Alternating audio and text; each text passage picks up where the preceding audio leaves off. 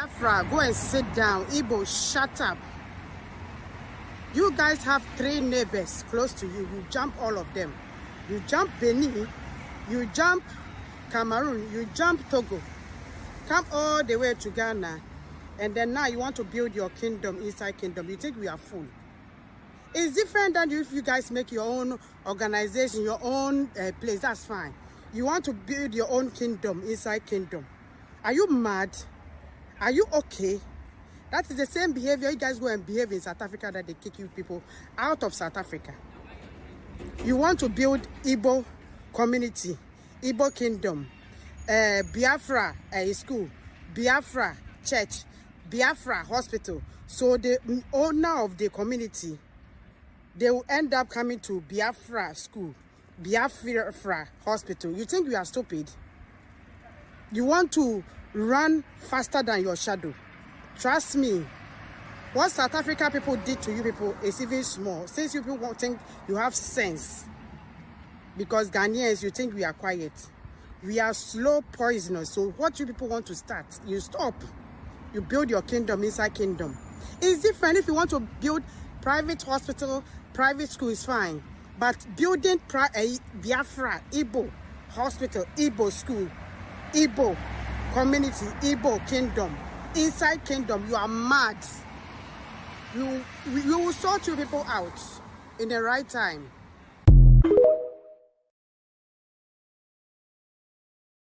All right, I greet you, lovers of freedom. A lot is going on. This Eze Ndi Igbo in Ghana is the one trending. You know, a lot of things, a lot of story have been told, a lot of narrative have been put out there. Like this very woman, this very Ghanaian woman who resides in Europe. You all listen to what she said. You know, Eze Ndi Igbo in Ghana. I'm here. Maybe I know you might be wondering or you might be pondering what could, result to this thing that is going on. First of all, I know you might be thinking it's motivated, but in your own this thing, you might be thinking it's motivated by your Igbo kinsmen who are envious of you because you want being envied. See, you Eze Ndi Igbo in Ghana, how which this video will get to you. But today, I will tell you the root cause of your problem. You know, we have immediate cause of problem and also have root cause of problems. Today, I will tell you the root cause of your problem.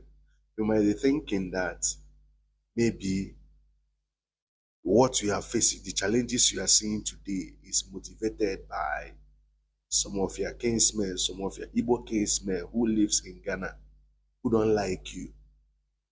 You know, you're a very cute man, very cute for that matter, and also rich. You know, everybody will be envious of you. But today, I will tell you the root cause of your problem. You know, when this your issue started, I seized you as Shylock of Merchant of Venice.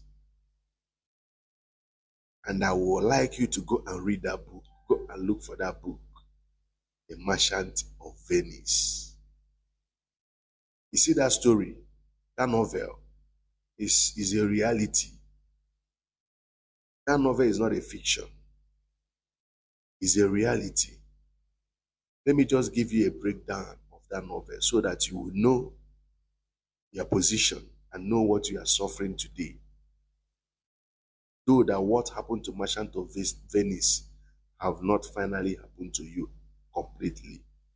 But thank God that this thing that is happening now happened now. Had it been, your dream and vision, you accomplished it. What happened to Merchant of Venice will completely happen to you.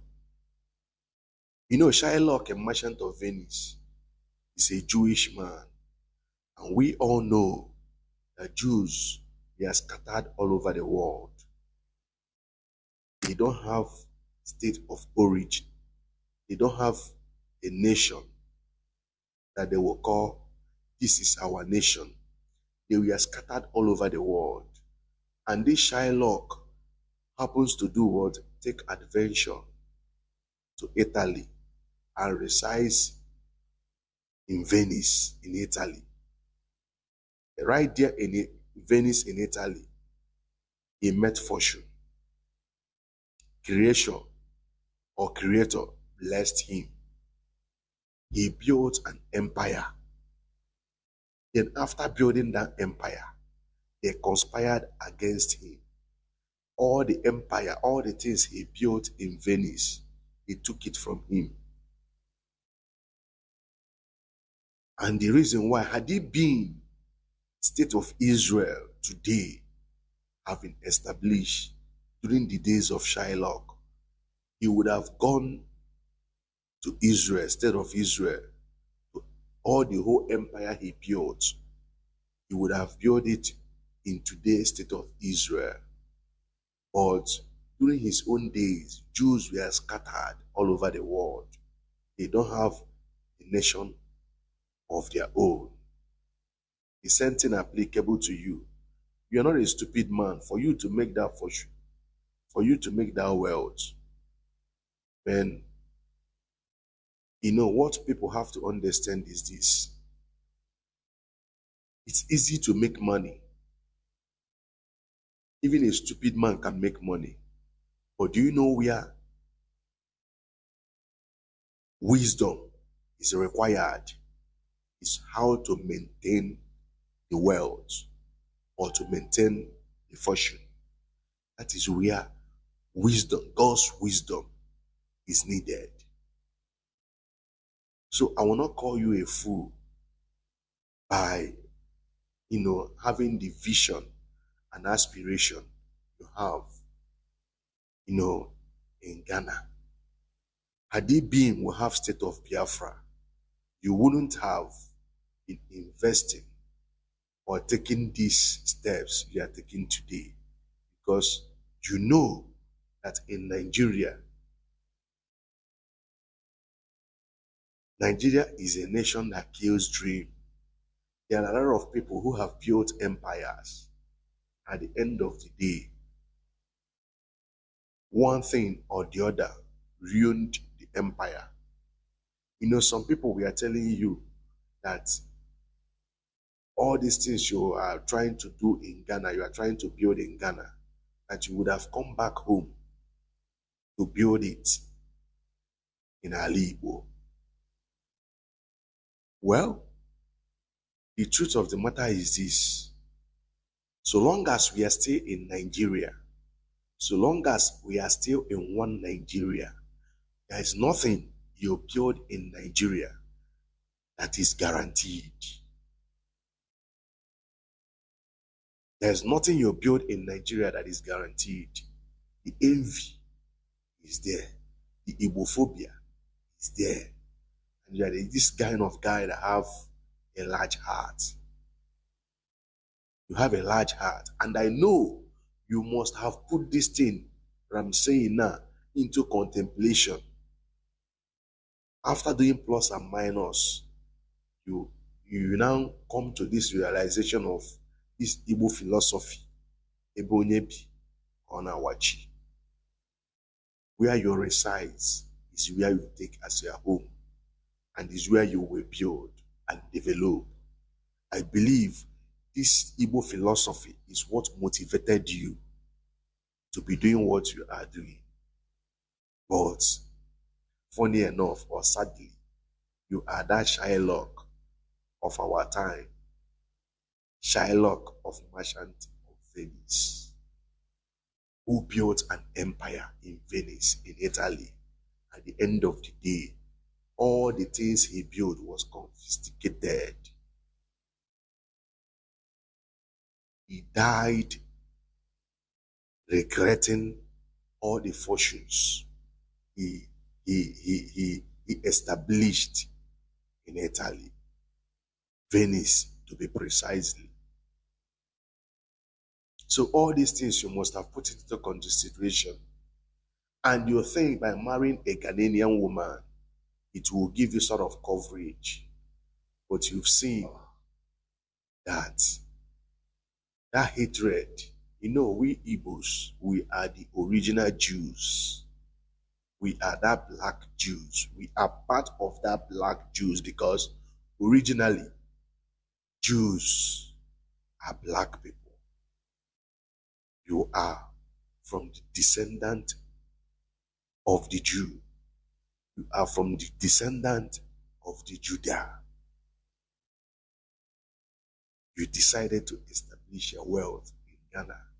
But what we are seeing today, knowing how you meant well, knowing how you mean well for the Ghanaians, and you will be asking yourself, why are they paying you back with this, despite the good things you wish for them?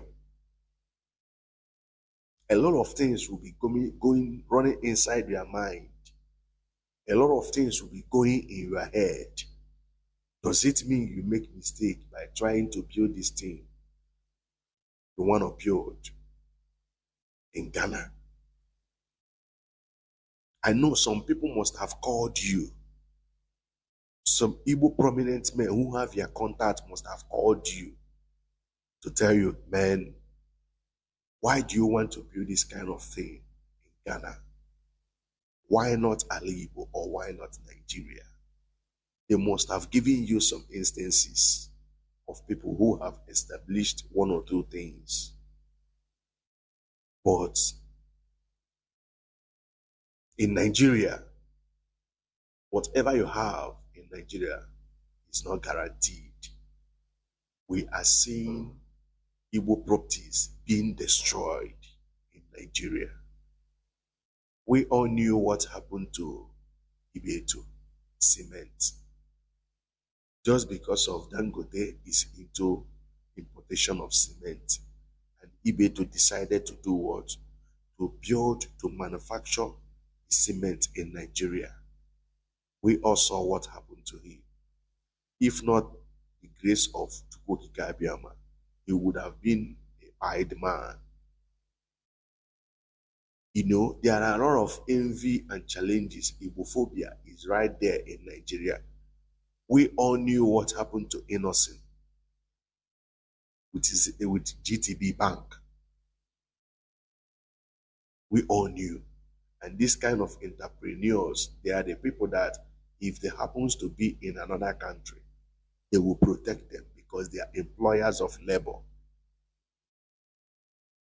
They are employers of labor. But we see how we are treated in Nigeria. But let me not digress much. You see this video here? This is the root cause of your problem. There's one book, one novel we read in our secondary school days. It's called The Beautiful Ones Are Not Yet Born. And in that book, in that novel, The Beautiful Ones Are Not Yet Born, is a man who tries to do what? To change his country or his nation. He has a good intention for his nation, but he forgot that the people who are in control of his nation are mafians. When I mean mafian, I mean mafians. Just like Nigeria. The people ruling Nigeria are mafians. You know, right here in this video, because I've been making research, why this Igbophobia? Does it mean that this Igbophobia have, gone international? That some Ghanaians, we are, saying a lot of things. And I know you must Men looking at you, you are a good man. And whoever, and I believe that Ghanaians must have benefited a lot from you. For the fact you are marrying a Ghanaian woman. Because you know, in the house, no matter how stubborn a man is, no matter how radical a man is, your wife who have children for you, who, sleeps with you, have great influence over you. I believe you must have done one or two things. Ghanaians must have, excuse me, benefited from you. Right here in this video, just to watch your video, this your video, so that you will know the remote cause of your problem. You went where even president of nations, where they trespassed or where they went to, it cost them their office. See cartel, drug cartel. These are one of the strongest cartel in the world. One of the strongest cartel in the world. You see, drug business. Trump of America know why he is lamenting his first tenure in office. He was lamenting about the drug cartels. Even today, he is still lamenting about the drug cartels. You see this group, you see this cartel, they are very strong. We know how Pablo Escobar, during his own days, how he ran his matter. Pablo Escobar is one of the, in fact, he is the cartel.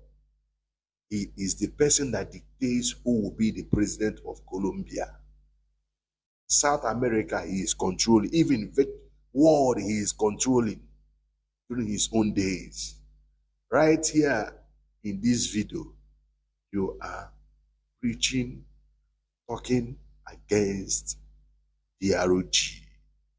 Let me not call the full name. You are against it. Also right here in this video, because when we are talking about this tradition, Eze Ndi Igbo this, Eze Ndi Igbo that, I said, let me make research. And I discovered right here in this video, even the traditional rulers in Ghana, they like what you are doing. But the strong men, the mafias, the cartel, who is running the business of the ROG in Ghana, they've seen that if they allow you, you go spoil matter for them. So most of these Ghanaian youth you are seeing attacking you, saying all manner of things. Man, most of them don't know the motive. They don't know the motive of the people who sent them to attack you. They don't know the motive. They just painted that picture of you want to build. Some said you want to establish Biafra. You want to restore Biafra in Ghana. Some said you want to build Igbo community in Biafra. This is the narrative they told them. And they themselves, being emotional, they are saying, how can a stranger, how can a foreigner come to Ghana to build such empire? But they don't know the real motive of the people who were engineering them. Even some of the Ghanaian, social media influencers who also spoke about you and spoke against you, most of them don't know the motive of the people who motivated them. Most of them don't know the motive. Now, having watched their video, no sensible human being will say you don't mean well for Ghanaians or for Ghana. You meant well for them. Even you take Ghana as your home. You take Ghana as your home. But where you trespass, where you go, president of nation who have gone through that road, it was not easy for them. DRG is the strongest cartel in the world. Before you can fight DRG cartel, you will know how strong and how influential you are. Before you can fight them, they are very strong. And you take it as a point of duty. Preach, talk against DRG. You even said you will be coming on radio station to be talking against DRG. No, say na market you dey spoil for some people. Na market. So, if you are thinking maybe that some Igbo people where they Ghana, we not like your parole, they instigate all these things.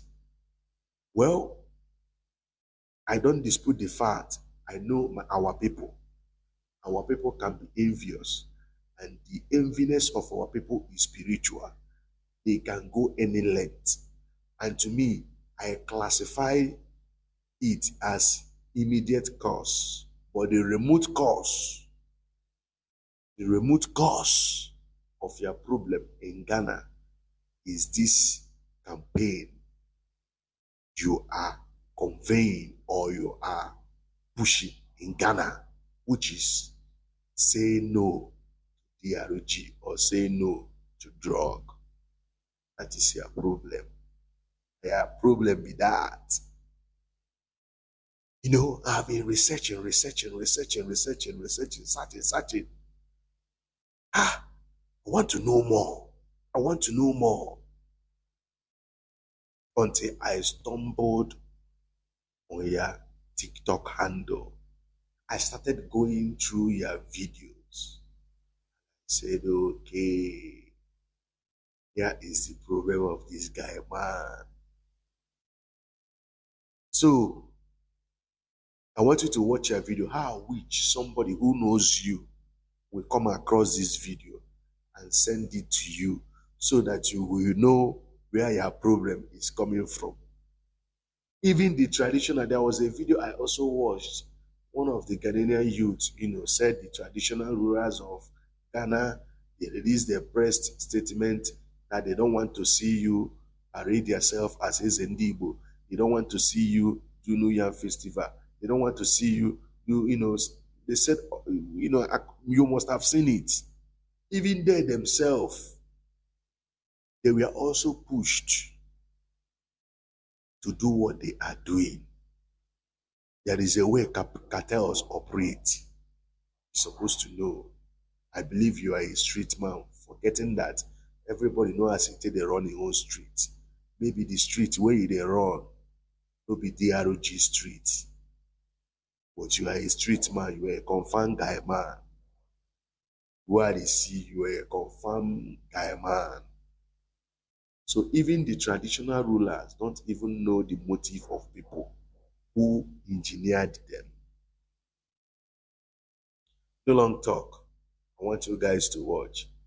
Igbos, you guys are hated all over the world.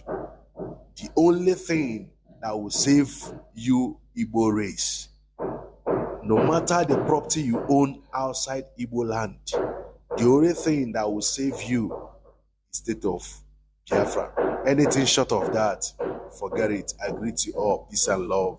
And the whole lot. You see them devaluing themselves and not respecting the elders anymore. You see advanced men selling their properties because they are taking cocaine and they are taking drugs. Sir, my kings, it is also your authority.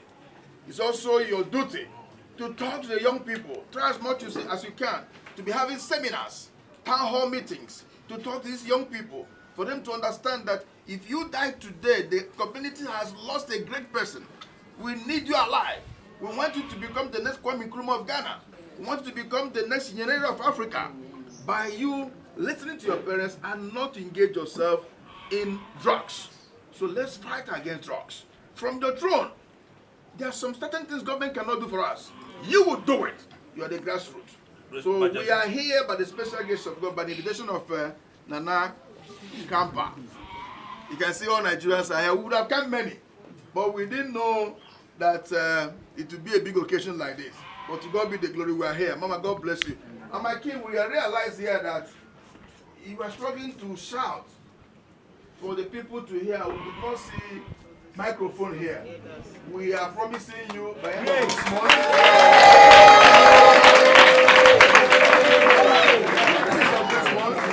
We'll make available microphone here. So that when you talk to the people, you talk to them majestically without shouting.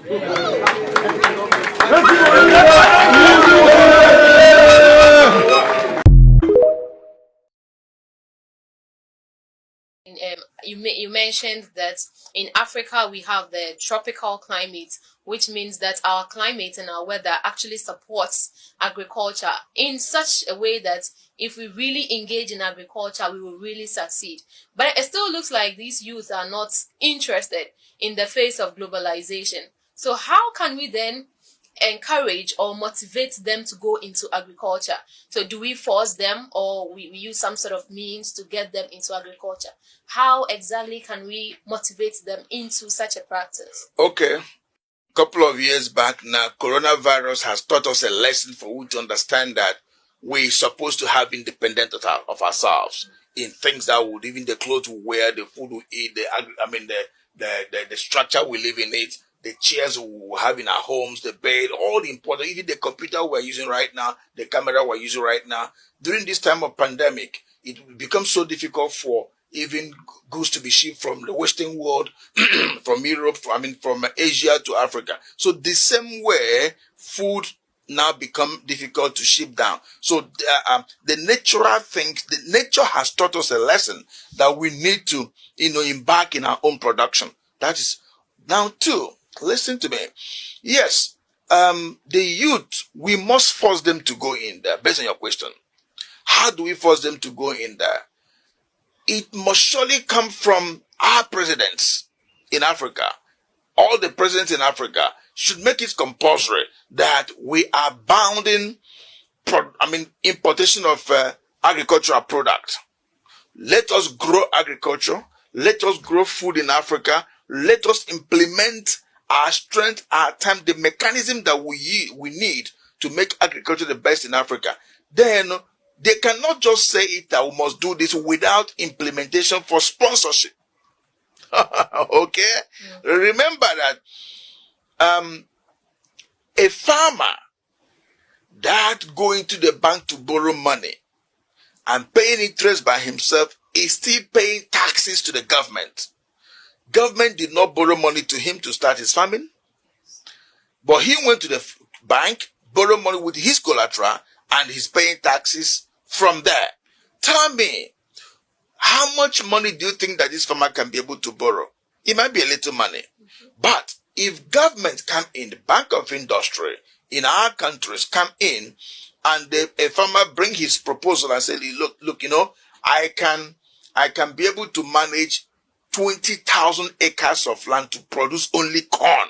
20,000 acres of land. And here is my business plan. 20,000 acres of land with $1 million, I can produce corn in 3 seasons. As long as I have to put water there, there's water, farming, there's water, make sure, put it into the farm and the whole lot. Now, with $1 million, if I receive this money from you, the government, this $1 million, this 20,000 acres of land will be able to employ, we'll be able to employ 200 people. This 20,000 acres of land will be able to produce millions of tons of corn. This same 20,000 acres of land, I will be able to make XYZ profits. then if I pay a certain percentage of taxes to the government, this will be a leftover of me.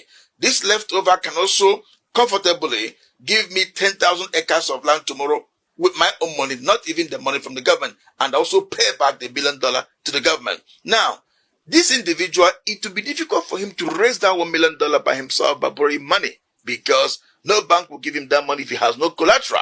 But if government come in to give this sponsorship, automatically 20,000 acres of land planted with corn will be in there. Think about how many bags of corn. These bags of corn can feed a certain area for a certain period of time before the next season. So, for government to make it possible for we to go back to farm, they must sponsor the farmers. They must bear the consequences if there is maybe problems with our crops and stuff like that. That's where insurance comes in. So all these things must be managed by the government of our different countries in Africa. If government did not come in, it would be very difficult for the youth to go to the farm, because the youth are already waiting for imported goods. Again, madam, do you also think about this? That a bag of rice that we imported from Asia, from Europe, that bag of rice, we are also creating job for the people abroad.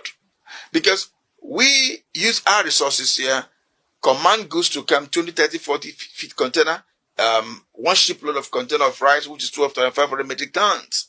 Now, it's human being that planted those rice and those corn, those millets, those beans and the whole lot.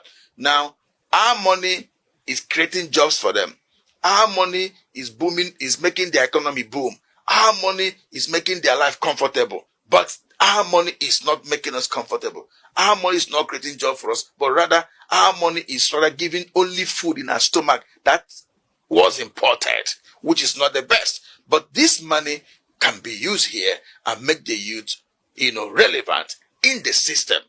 Then, but government of Africa, most of the government in Africa are not thinking about this. If you look at some of the political campaigns all over Africa, you see them sharing rice. Go down in and look at those rice they are sharing. They are all imported rice. Now, is it after giving me rice, you win the election? How can I continue my life? Then give us money. They can even do what they call cooperative. They can even come to a village, a community, and have a cooperative farm where government will invest money. Now you're not dealing with one individual farmer, but a cooperative farm that will provide job and provide businesses and provide food for the people. Healthy food.